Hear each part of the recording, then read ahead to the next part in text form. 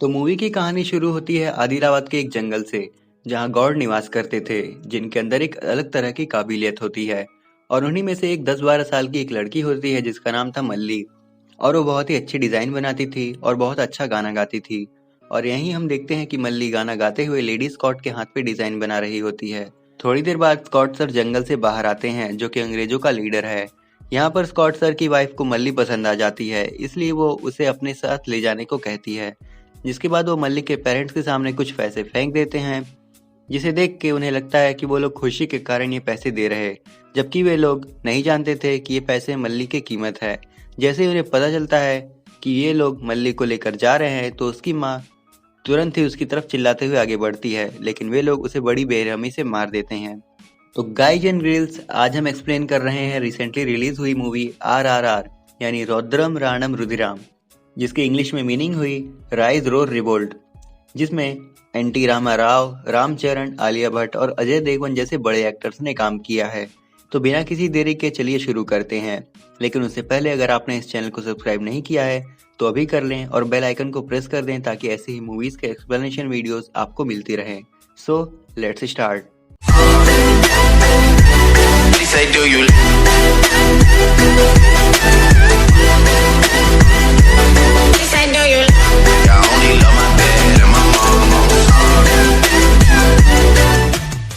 अब हम आगे 1920 में दिल्ली के सीन को देख पाते हैं, जहां कई सारे क्रांतिकारी मौजूद थे। वो लोग आंदोलन कर रहे थे। उनकी भीड़ इतनी ज्यादा थी कि पुलिस वाले भी उनसे डर रहे थे। और फिर उन्हीं में से एक आदमी उनकी तरफ एक पत्थर दे मारता है, जिससे दीवार पर टंगे एक ऑफिसर की फोटो टूट जाती है। इसलिए वो अंग्रेजी ऑफिसर उस आदमी को लाने को कहता है। और फिर तभी एंट्री होती है राजू की, जिसका रोल रामचरण कर रहे हैं। और राजू ब्रिटिश सरकार के लिए काम करता है और वो अपने ऑफिसर्स की हर एक बात मानता है। इसलिए वो उस आदमी को लाने के लिए भीड़ में कूद पड़ता है और उन सभी से लड़ाई करता है, जिसमें वो काफी जख्मी भी हो जाता है। इसके बावजूद वो उस आदमी को यहाँ तक लेकर आता है। अंग्रेजी ऑफिसर भी दंग रह जाते हैं, क्योंकि ये काम कोई आम इंसान नहीं कर सकता।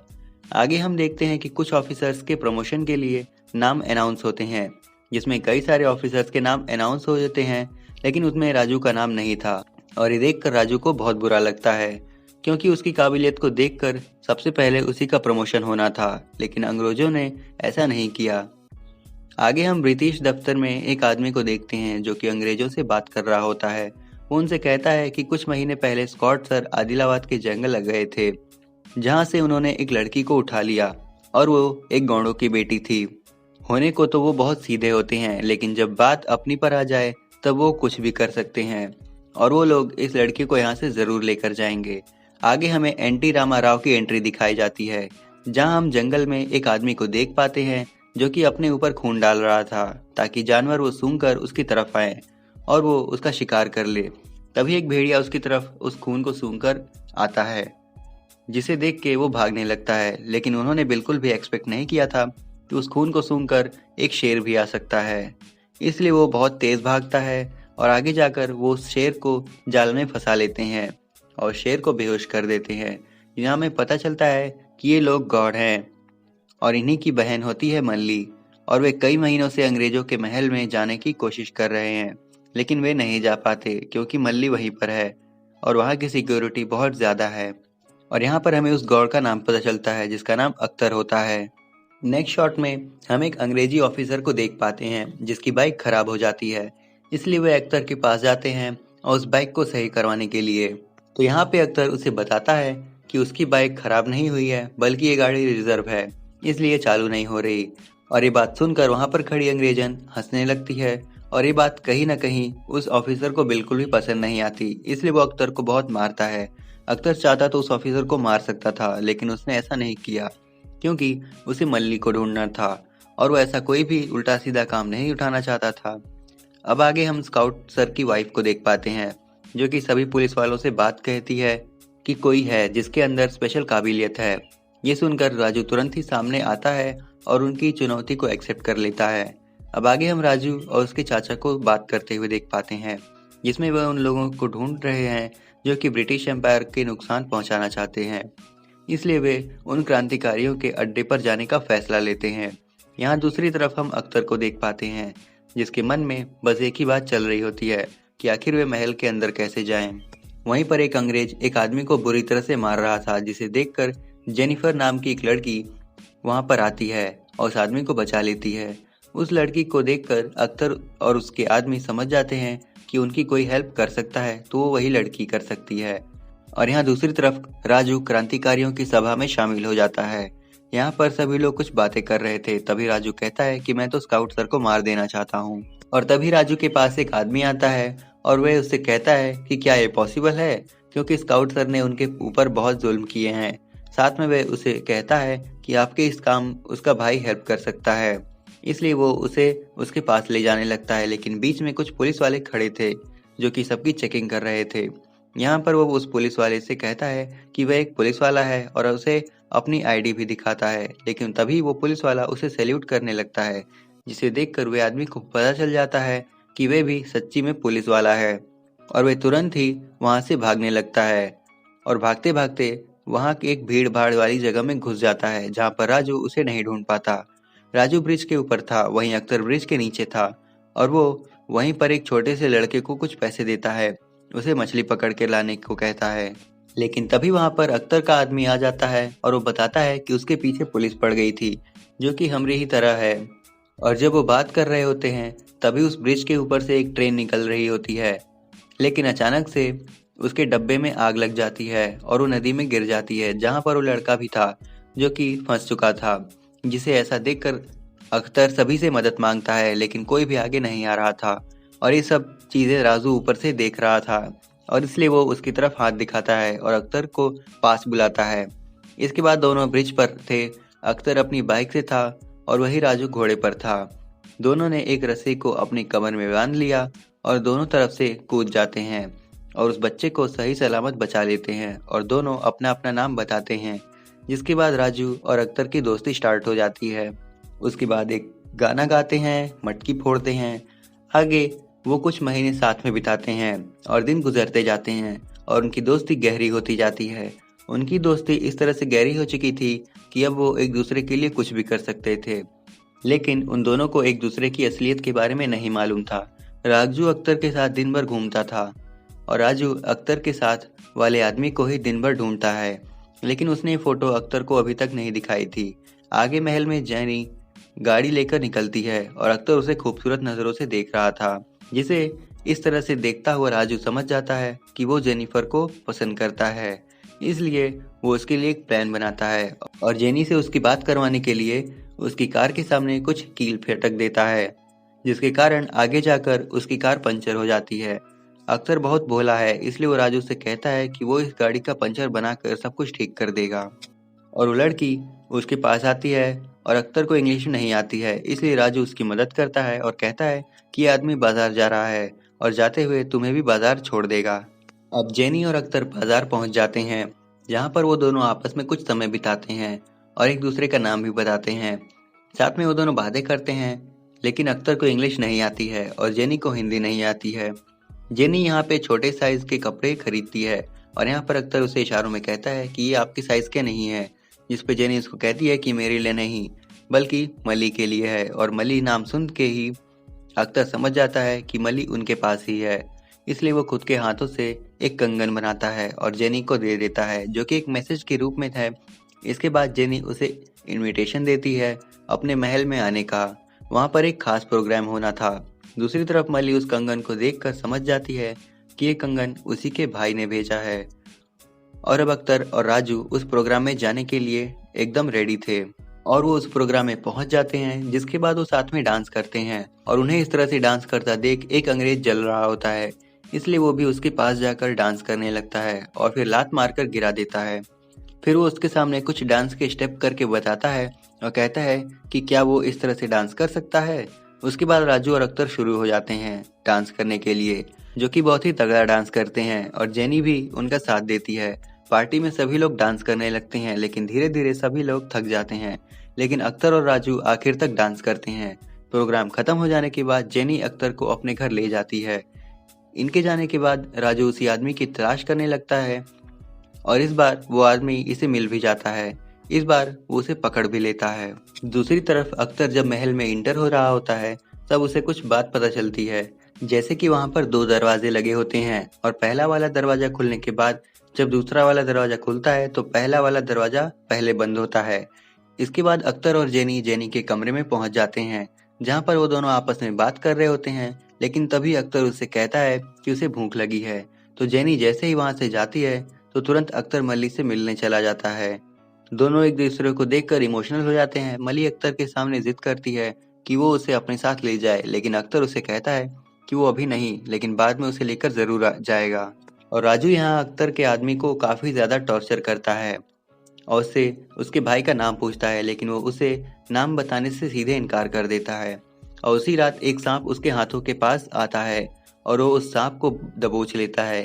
और इसके बाद जब राजू उससे बात करने आता है तो उसके ऊपर उस सांप को फेंक देता है, जिसके कारण वो सांप उसे डस लेता है।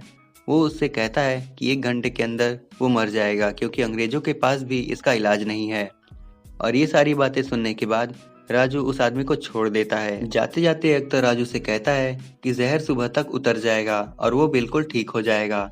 साथ में वह कहता है कि उसका बहुत मन है यहाँ पर रुकने का, लेकिन उसे बहुत ही अर्जेंट काम है इसलिए उसे जाना होगा। और उसे अपनी असलियत भी बता देता है। वो उसे कहता है कि मेरा नाम अख्तर नहीं बल्कि भीम है, मैं यहाँ पर अपनी बहन मल्ली को बचाने के लिए आया हूँ। उसने कई बार सोचा कि वो अपनी असलियत बता दे, लेकिन वो नहीं चाहता था कि वो अपने दोस्त के ऊपर कोई भी आँच आने दे। भीम यहाँ राजू से कुछ ऐसी ऐसी बातें बोलता है जो कि एक सच्चा दोस्त ही एक दोस्त से बोलता है। अब उसी रात एक बहुत बड़े जश्न को देख पाते हैं क्योंकि आज यहाँ पर स्काउट सर आने वाले हैं। लेकिन तभी भीम के लोग एक ट्रक को लेकर अंदर घुस जाते हैं और उस ट्रक में भीम और उसके जानवर थे। ये वही जानवर हैं जिसे ये लोग जंगल में पकड़ रहे थे। भीम और उसके जानवर सभी लोगों को मारने लगते हैं और यहीं पे हमें एक बहुत ही अमेजिंग एंट्री दिखाई जाती है जो कि सच में बवाल था। फिर भीम और उसके जानवर सभी लोगों को मारने लगते हैं और तभी राजू पीछे से अपनी पुलिस की वर्दी पहन कर आता है और उसे इस तरह से देखकर भीम पूरी तरह से शॉक हो रह जाता है क्योंकि उसे ऐसा लग रहा था कि सिर्फ उसी ने असलियत छिपाई है। यहाँ पर राजू उसके पास आता है और उसे सरेंडर करने को कहता है, लेकिन भीम उसे साफ इनकार कर देता है, जिसके बाद उन दोनों के बीच एक जोरदार फाइट होती है और आखिर में राजू भीम को अरेस्ट कर ही लेता है। आगे हम राजू को देख पाते हैं जो कि निशाने लगाने की प्रैक्टिस कर रहा होता है, जिसके बाद कहानी पहुंच जाती है फ्लैशबैक में और हम बंकर ट्रामा नाम के एक क्रांतिकारी को देख पाते हैं जो कि वहां से सभी लोगों को गन चलाना सिखा रहा होता है। उनके पास बंदूकें नहीं थी इसलिए उन्होंने लकड़ियों की बंदूकें बनाई थी और उन्हें रियल वाली बंदूक की तरह ही प्रैक्टिस करवाना सिखाता है। रामाराव के साथ ही जब हम उससे कहते हैं कि वे लोग अब बंदूक चलाने के लिए एकदम तैयार हो चुके हैं, तब रामाराव उनसे कहता है कि जब उसे विश्वास हो जाएगा कि उनका निशाना बिल्कुल भी नहीं चुकेगा तब वो उन्हें रियल बंदूकें दे देगा क्योंकि उन्हें बुलेट की कीमत पता है। साथ में वह उन्हें बताता है कि एक अंग्रेज ने उन्हें गोली की कीमत बताई थी। जहां कहानी फिर से फ्लैशबैक में पहुंच जाती है और तब रामाराव उन्हीं की फोर्सेस में काम किया करता था। यहाँ पर वो एक आदमी को सजा दे रहे होते हैं, लेकिन वो यहाँ पर उसे गोली नहीं मारते हैं बल्कि वो लोग उसे हथौड़े से मारते हैं क्योंकि वो लोग मानते थे कि इस गोली की कीमत इन इंडियंस की जान से भी ज्यादा है। इसके बाद रामाराव को गुस्सा आ जाता है और वो उस जॉब को छोड़कर तुरंत ही अपने गांव चला जाता है जहां पर वो अपने साथ एक गन और कुछ गोलियां लेकर आया था। रामाराव की फैमिली में 4 लोग हैं, एक तो उसकी वाइफ और 2 बेटे। यहाँ पर वो सभी को क्रांतिकारी बनाने में लग जाता है और उसका सिर्फ एक ही लक्ष्य था कि वे किसी न किसी तरह अंग्रेजों से लड़ करके इन सभी के हाथों में गन दे सकें। अगले दिन प्रैक्टिस के दौरान रामाराव के बेटे के कंधे के पास एक चोट थी। पूछने से पता चलता है कि रात को उन्होंने चोरी से उनकी गन चलाई थी। तब रामाराव गुस्सा करते हैं और तभी सीता सामने आती है और उनसे कहती है कि ये गन उसने उसे चलाने को ही दी थी। साथ में कहती है कि उसका निशाना बहुत अच्छा है, इसलिए वो उसे निशाना बताने के लिए ले जाने लगती है। जहाँ पर रामाराव देखता है कि निशाना एकदम बीचों बीच था। रामाराव को लग रहा था कि उसने निशाना बाजू वाली पहाड़ी से चलाया है। सीता उसे बताती है कि ये निशाना बाजू वाली पहाड़ी से नहीं बल्कि ऊंची वाली पहाड़ी से चलाया है। और ये सब चीजें देखकर रामाराव पूरी तरीके से हैरान रह जाता है और वो समझ जाता है कि अब सभी लोग पूरी तरह से तैयार हो चुके हैं। और जब वो वहां से वापस आता है तो यहाँ पर अंग्रेजों ने अटैक कर दिया था और वहां पर वो सभी लोगों को मारने लगते हैं। लेकिन तभी यहाँ पर रामाराव अपनी गन को लेकर आता है और उन अंग्रेजों को मारने लगता है। लेकिन लड़ाई के दौरान रामाराव के हाथों में एक गोली लग जाती है, जिसके कारण उसकी एक उंगली टूट जाती है, जिसके कारण अब रामाराव के बेटे को गन उठानी पड़ती है और उन अंग्रेजों को मारना पड़ता है। यहाँ पर वो ऐसा निशाना लगाता है कि अंग्रेजों को एकदम दबाकर पीछे भागना पड़ता है। अब प्रेजेंट के सीन में राजू एक खत लिखता है सीता के लिए और उसे यहाँ एक हालात बताता है। वे लिखता है कि जल्द ही वो अपने मिशन में कामयाब हो जाएगा, लेकिन उसे एक बहुत बड़ी गलती हो गई है। उसने अपने एक दोस्त को धोखा दिया है और अब वो अपने आप को कभी भी माफ नहीं कर पाएगा। अगले दिन राजू स्कॉट सर के पास जाता है, जहाँ पर स्कॉट सर भीम को सबके सामने सजा देने को कहते हैं। अगले दिन भीम को सजा देने के लिए राजू एकदम तैयार था। यहाँ पर राजू भीम से कहता है कि अपने आप को सरेंडर करके घुटने के बल बैठ लो और स्कॉट सर से माफी मांग लो, लेकिन भीम साफ इनकार कर देता है। जिसके बाद राजू उसकी बहुत पिटाई करता है। राजू उसे अधमरे की हालत में कर देता है, लेकिन भीम घुटने नहीं टेकता है। साथ में वो एक गाना भी गा रहा होता है, जिसे सुनकर सभी का रूह कांप जाता है। आखिर में भीम बेहोश होकर गिर जाता है। राजू बिल्कुल भी नहीं चाहता था कि वो भीम को मारे। वो ये इसलिए कर रहा था ताकि वो अंग्रेजी अफसरों के दिल जीत सके। वो रोता जा रहा था और भीम को मारता जा रहा था। इसका फल ये मिला कि उसी रात उसका प्रमोशन कर दिया गया और अब उसे हथियारों को सही सलामत दूसरी जगह भेजना था और उसी पल का वो लोग सालों से इंतजार कर रहे थे।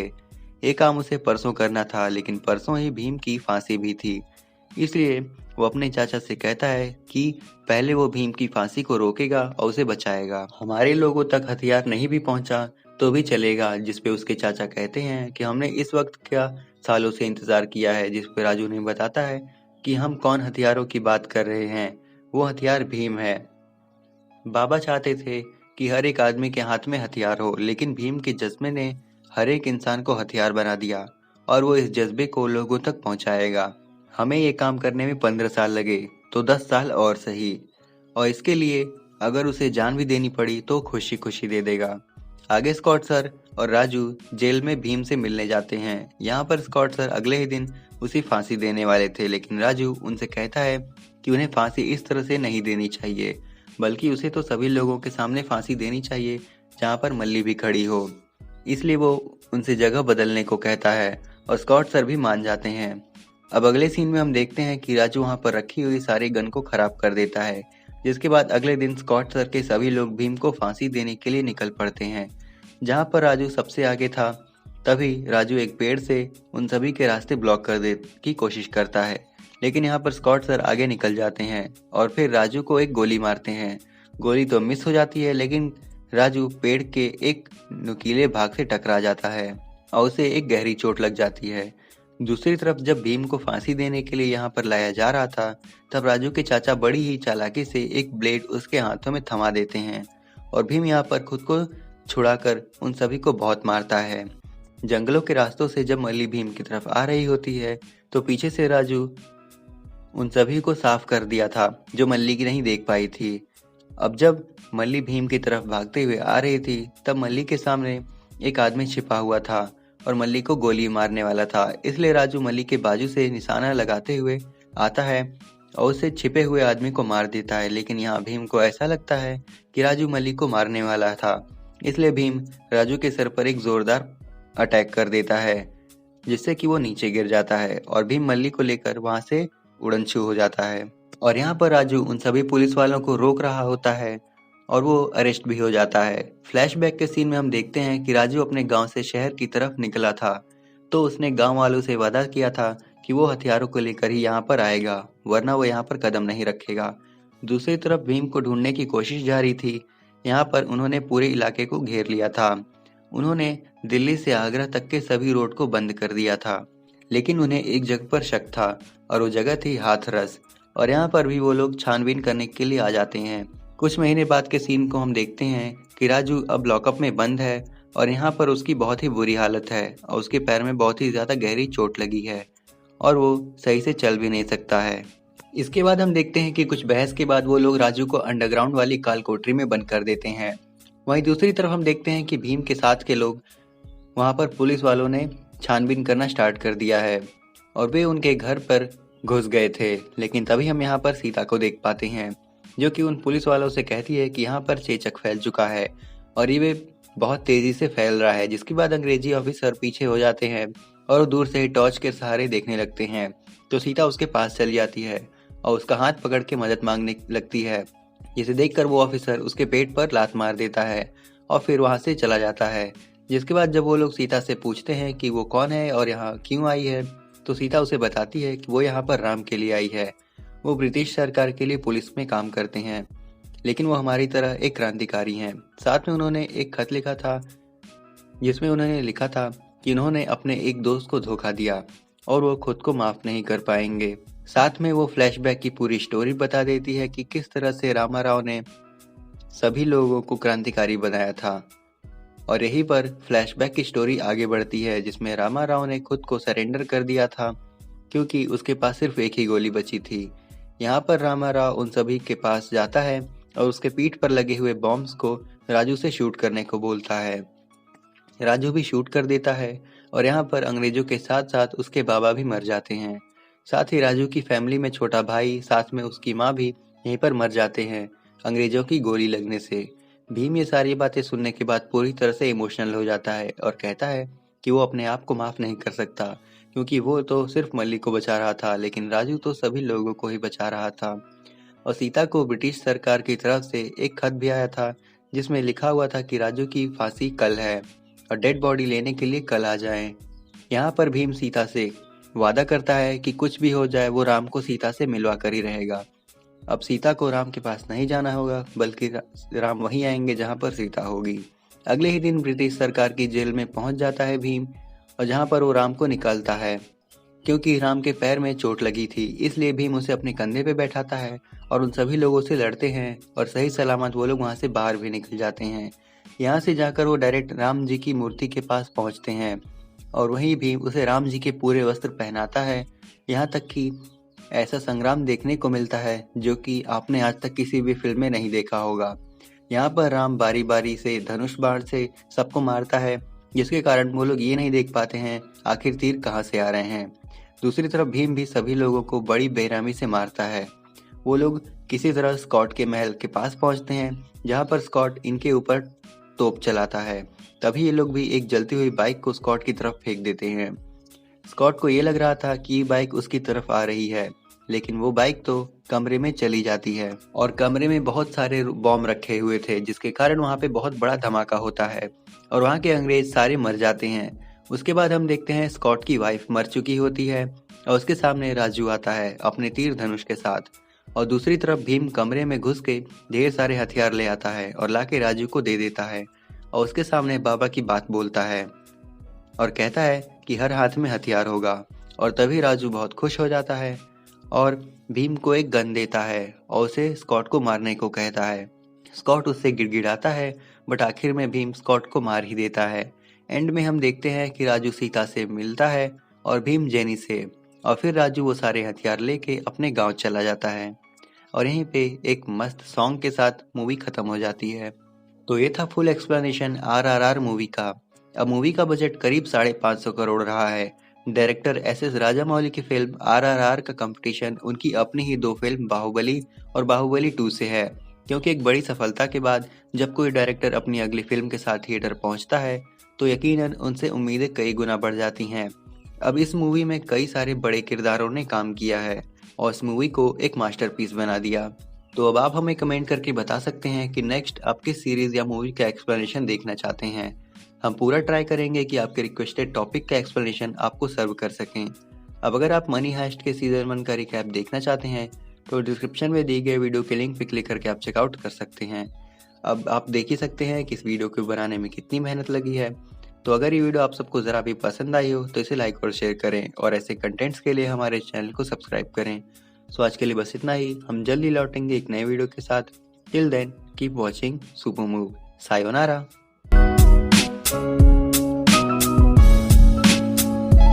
Thunder, thunder, thunder. She say, do you love me? I tell her only partly. I only love my bed and my mom. I'm sorry. She say, do you